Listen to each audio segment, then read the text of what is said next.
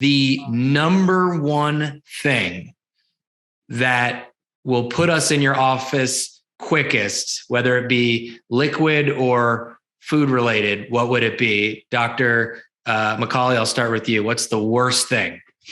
The worst thing that'll end up in the office?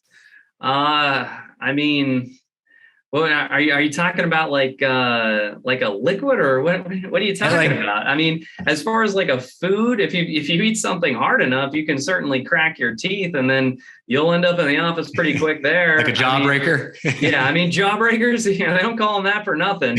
I've had plenty of people, they're eating sticky candy, like some chewy candy, and all of a sudden, a crown just pops off or a tooth snaps or something. I mean, yeah, that's definitely something you want to try to avoid.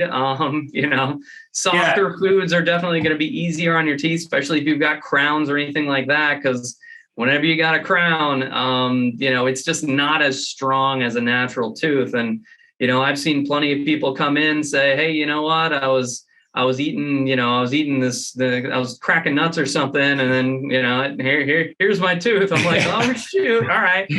So much for that. I had a funny story about a patient. He went quail hunting, and I guess he didn't take all the BBs out of his quail. So he cooked it up, and when he was eating it, bit down, cracked the tooth. So he ended up, and we had to place an implant for him because it was too badly cracked. But that sounds like somebody maybe from the University of Florida would have done that. Probably. Exactly, right? Not from Michigan. No. Not from Michigan. Yeah, not Michigan, right? Go Noles. Go Noles.